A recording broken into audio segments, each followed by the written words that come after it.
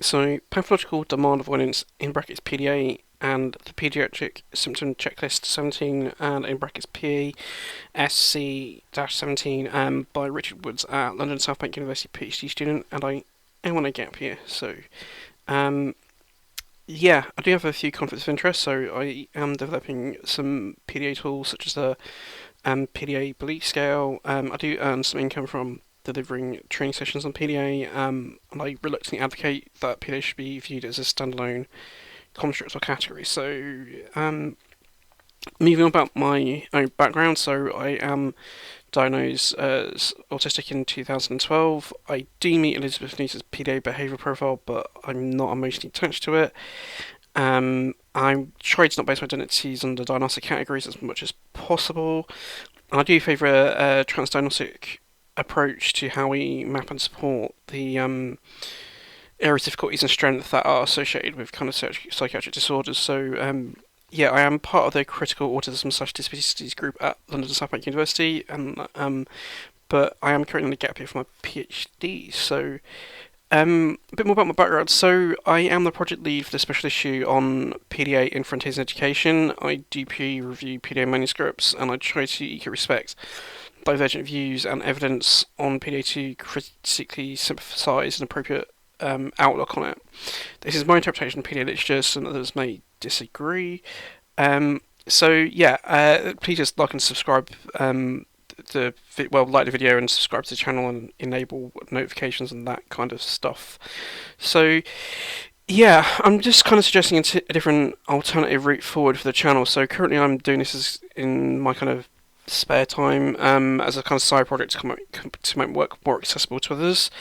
I could do something more formal, if basically I'm being financially supported by other people to do that. So I could set up like a Patreon and channel members for the Autism channel, and if I did that, I would do at least 2 videos per month, and including like reaction videos to PDA scholarship. Have a Discord for the channel. Let me know what your people's thoughts are on the topic. I should be quite clear, I'm quite happy with the channel how it currently is being done as and when I have time to do it. But yeah, it's just an option. So yeah, the video should include stuff. Should briefly cover PDA and autism as a series of kind of PDA as a series of kind of continua of different features. So, talking about kind of PDA's features of co-occurring difficulties, issues with the EDA-Q, that's a extreme demand-avoidance questionnaire, initial validation study, and it is relevant to what I'll be going on to. Critiquing the PDA has social communication issues as well is also relevant for making predictions with the Pediatric Symptoms Checklist-17. I'll then move on briefly to which items I think from the PSC-17 are potential indicators of PDA, and then possible predictions for a possible study with the PSC-17. So yeah, so this is just a diagram which shows a series of continua. So the red arrows indicate areas of kind of higher impairment, and the green arrows are kind of is not a problem or less of an impairment.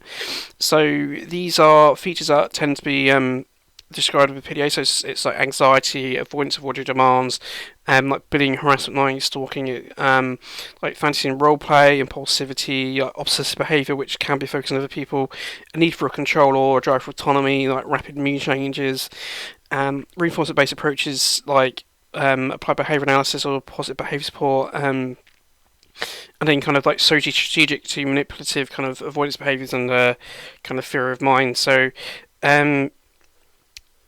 yeah, please don't rarefy this diagram. It's got particular kind of things that could be particularly problematic, such as a lot of autistic people would have issues with suggesting that reinforcement-based approaches are good for autistic people. The idea of this is to kind of show that it's a bit of a dichotomy between how kind of these theories are kind of often kind of presented in autistic people, and well, autism as a kind of a category and not. So some people would say that where these kind of clusters are on the left-hand side, it represents PDA as a peripheral autism. I would suggest they're probably features of co-occurring issues for autism, but that's just my view, we'll move on. So this is another diagram which kind of shows how these kind of difficulties kind of overlap to produce PDA. So you got anxiety, ADHD, and that's attention deficit hyperactivity disorder, opposition to fight disorder, social conduct disorder, and then kind of trauma or developmental trauma. And where they all intersect, you kind of get PDA as a kind of a phenomenon that they experience. So yeah, there is some research and some clinical opinions to kind of back this kind of outlook up. So, Wing-et-al. Suggested that PDA behaviours may not be caused by autism and maybe a double hit.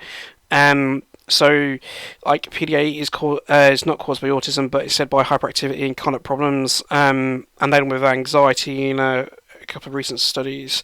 And again, that PDA might be a triple hit of autism, conduct problems, and anxiety.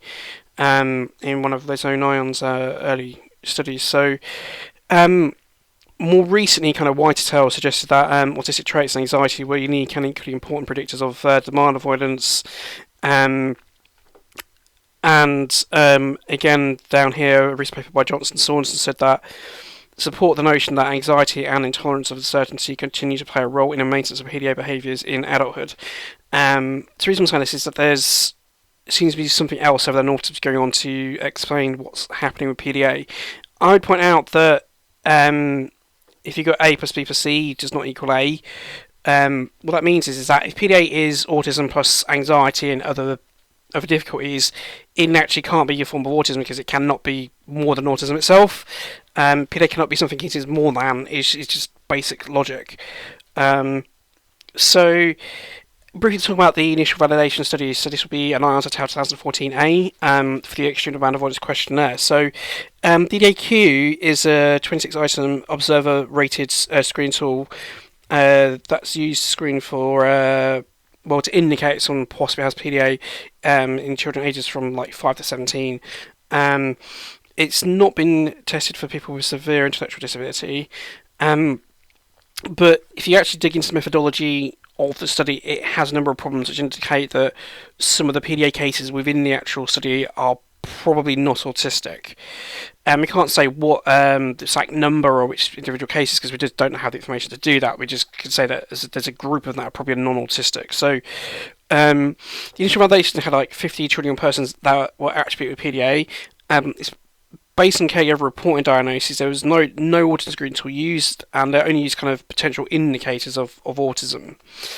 So this study was also conducted before the widespread adoption of dual autism and PDA diagnosis, and that means many of these PDA cases are unlikely to have an autism diagnosis.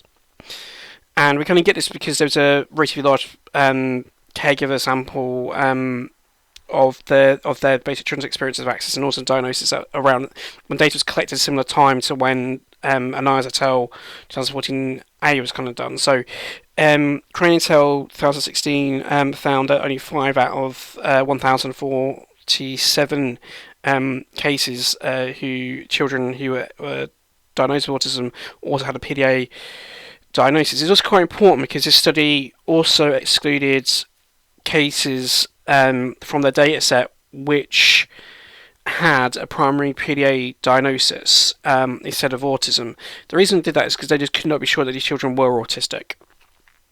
So again, there's no consensus on what PDA is or how to formally diagnose it. Again, the literature kind of notes that there's no specific feature. PDA has no feature specific to it, and that it overlaps many other conditions, and has including many predicted populations. And this is kind of something I'll be kind of touching on a bit later, is that if you look at the Pediatric Symptoms Checklist, like there are items in there that would seem to be indicative of PDA, but we'll get on to that later. So what I'm kind of arguing here is that many of these 50 children and persons that were included in the IANS-et-al. 2014 that are diagnosed with PDA, they're likely to not be autistic. There's also another issue that kind of moving on to that one can question if PDA has intrinsic social communication issues. I've got an entire video kind of discussing this elsewhere, but some kind of core point is that kind of PDA descriptions have been changed to becoming kind of autism-like. So, for example, the manipulative behaviours which are indicating that something is not autism or the person's non-autistic, that's been kind of changed to suggest that it's kind of autism-like. So if you look at the original one, is kind of like strategies of avoidance are essentially socially manipulative. Then it's changed to strategies of avoidance that are essentially socially manipulative, and the socially manipulative is in quotation marks. But that's more recent change to the use of social strategies as part of avoidance, kind of easy distracting, giving excuses. So the non-autistic manipulative aspect has been changed to strategic, and it kind of just gives connotations that PDA is part of the autism spectrum. But it's also quite important because more recently, kind of Rufus and Phil Christie have in their 2019 book, they've kind of said that this combined with sufficient social understanding and sociability enable the child to be socially manipulative, and that in their avoidance they did put social manipulative in quotation marks. They also later go on to say they are also able to use social strategies in attempts to avoid demands in a way that Elizabeth Newton described as social manipulative, but others tend to describe as social strategic.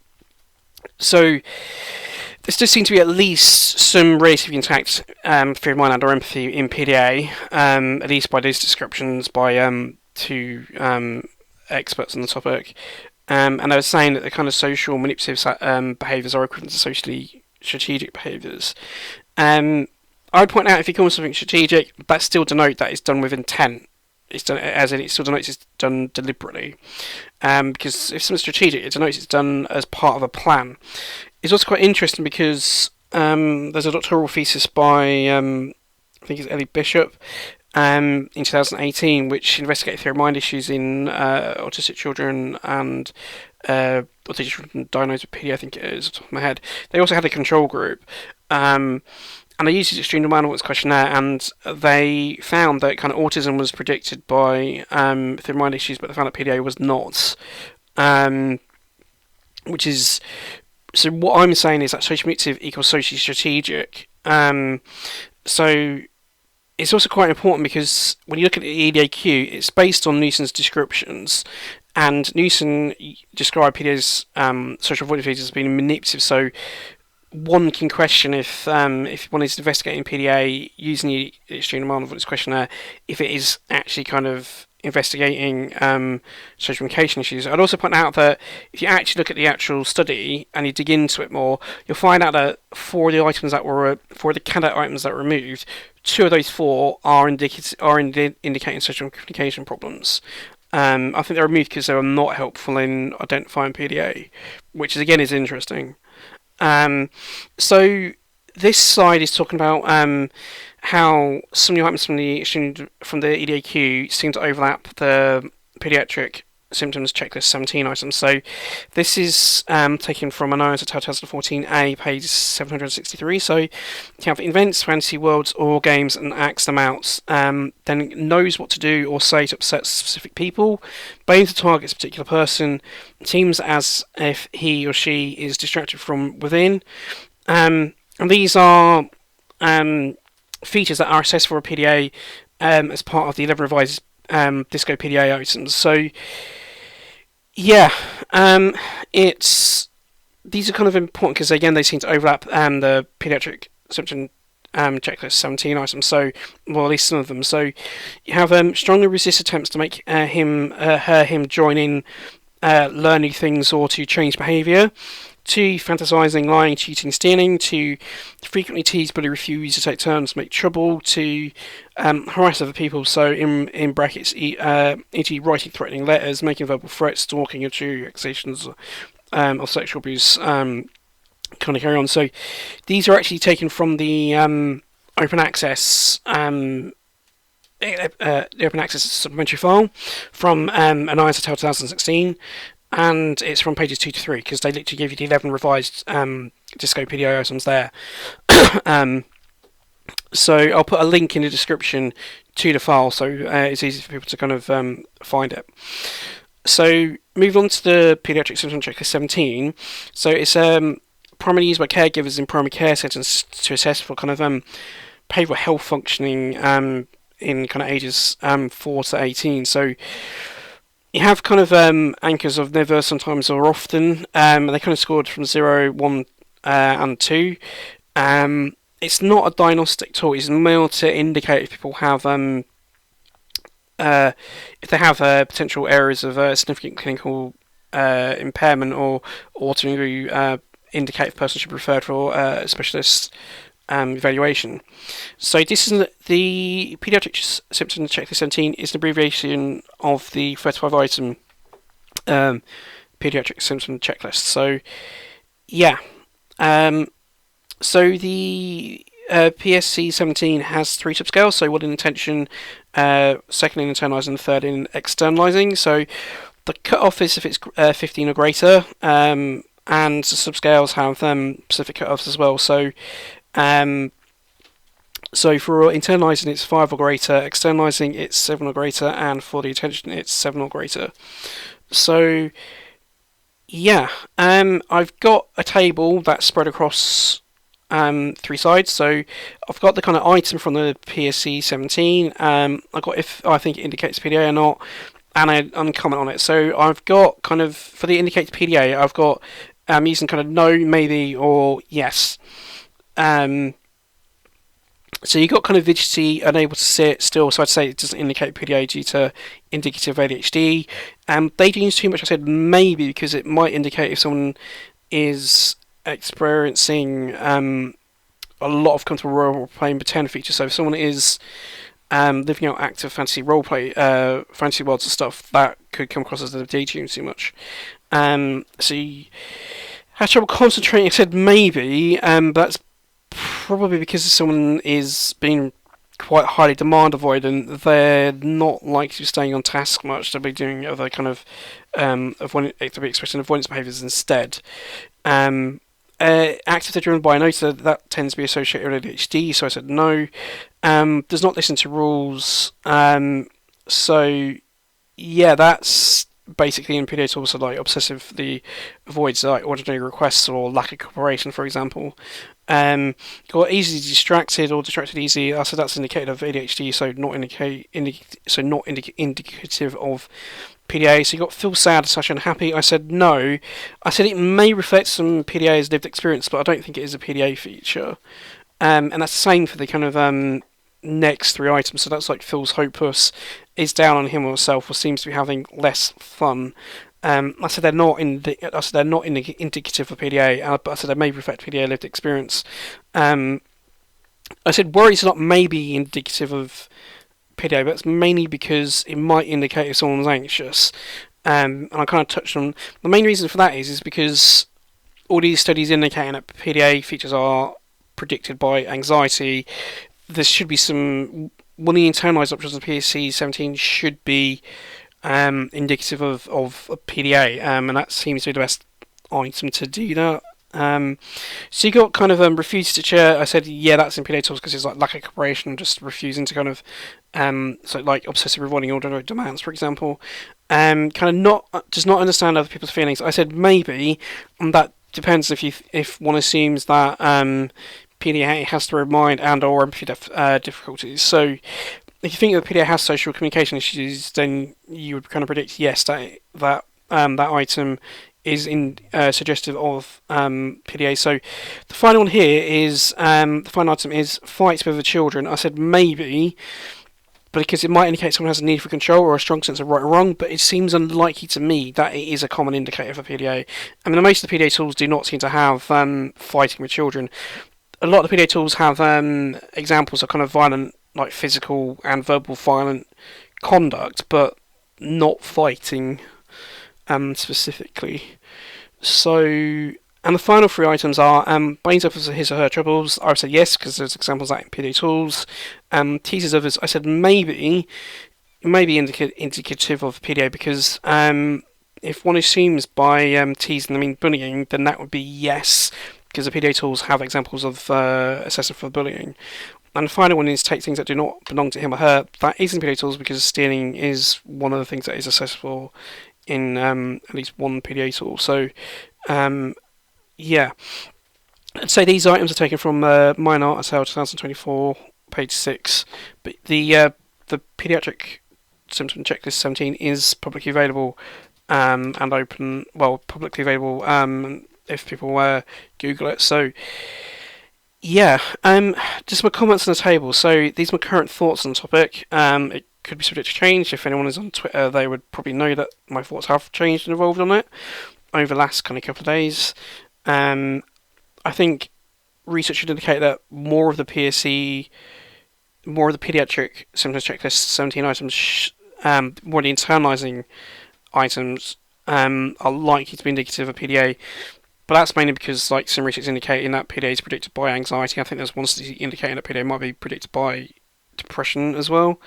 Um, so yeah, I'm actively seeking feedback on this table to refine it and to yeah, just to make sure I'm not being silly over any of my kind of predictions. So yeah, one can do research with the pediatric symptom checklist 17 and PDA, such as using the EDA-Q.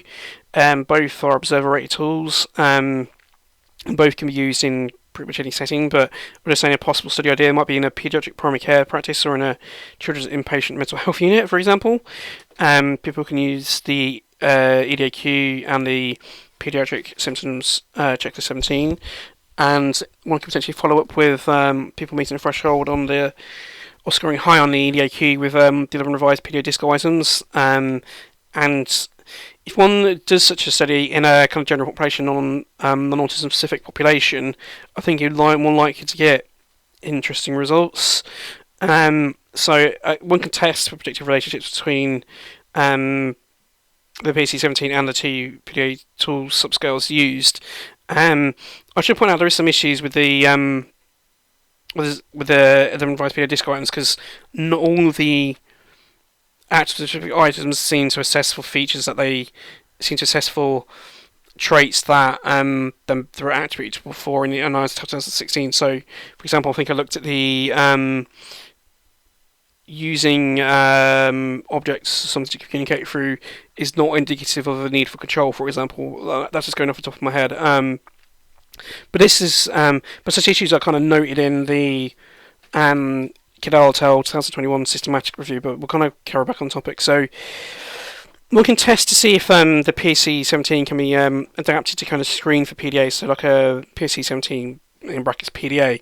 And like kind of why might you want to do such research? So it's likely worthwhile to it's likely worthwhile knowledge to see how such a common tool may interact with PDA. There's also a point of view that if one is confident in the views in PDA, then they should be wanting such research to be conducted. So if one believes what is kind of often said around like PDA profile of autism, for example, like it has social communication issues, you kind of want this study, such research to be done because from that kind of perspective, you'd kind of be assuming that having difficulties understanding other people's views or understanding other people would be predictive of PDA. I'm kind of open-minded on the topic. I don't think PDA is necessarily predicted by social communication issues. But I'm also open to being mistaken on the topic, which is quite interesting. I also say the reason why non-autistic sample is probably more interesting because if you were to conduct such a study with a purely autistic sample or a purely suspected autistic sample, the autism itself might affect one, how the kind of PDA itself is kind of viewed and kind of attributed for within the kind of clinical practice that's being done. But it's also the fact that if you've got a bunch of autistic people, autism itself intrinsically has social communication issues, which then might affect the relationships going on between the actual kind of tools and stuff. But you can obviously test for this stuff, test for such relationships. So moving on to kind of other predictions. So yeah, I mean, at least a few of the PSC-17 items can probably be used to indicate PDA. The conduct-related problem related items seem the most promising. I think the PSC-17 likely can be adapted to screen for PDA, including in non-autistics. And the final bit is that I mean, and one can kind of replicate previous results of PDA features being predicted by kind of anxiety, conduct problems, and hyperactivity as measured across the three kind of the Pediatric Symptoms Checklist 17 subscales. It is also plausible that PDA features are not predicted by, does not understand other people's feelings. I've kind of spoken about this on the previous slide. And this is kind of getting onto the final side of the kind of actual talk. So The Pediatric Symptom Checklist-17 is a shortened version of the Pediatric Symptoms Checklist, which has 35 items on there. And the actual full version also seems promising line of inquiry for future PDA research. So some example items that seem potentially interesting to look at. So like complaints of aches and pains, is irritable, angry, kind of absence from school, takes unnecessary risks. So that's because of complaining about illness to get out of demands is seen in EDA-Q. Kind of rapid mood changes, often kind of is obviously seen in kind of PDA, and there are items assessments in EDA-Q and in the Disco 11. Obviously PDA, the literature suggests, has a lot of educational placement breakdowns and or exclusions. So that one is likely to do it, and it's taking unnecessary risks is kind of linked to the impulsivity trait and features that can be described in PDA. And I messed up with the do not distance rules because that's in the Pediatric Symptom Checklist-17, so just ignore that one. But it's might be worth looking at the full 35 item Pediatric Symptom Checklist. It's also worth pointing out that if one was to use the full 35 item version, by default it will contain the Pediatric Symptom Checklist-17. But kind of moving on, so these are my contact details if anyone wants to get hold of them. So this is my email address to X, to handle ResearchGate, YouTube channel which you should be watching this on, and these are the references. I'm not going to loiter on them for too long. You can pause the video to see the references if you want to. And there's only 3 reference slides, so yeah, this is the last reference slide. I should point out that I have added a reference to this video, which isn't on the actual draft slides that the draft notes I put on Twitter, which is the reference for the full Pediatric Symptom Checklist 35, which is so I have to go back and check. It's the Jelinek and Murphy one, so 1988 one. Yeah, I'm just launching this again for a few seconds to not confuse people. And this is the last slide, so I'm trying to get a habit of ending on this and stuff. So may your simming activities be many and your flow states long, and it's basically a neurodivergent equivalent to live long and prosper. So thank you for this, and I hope you enjoyed the video and have a good time whatever you're doing.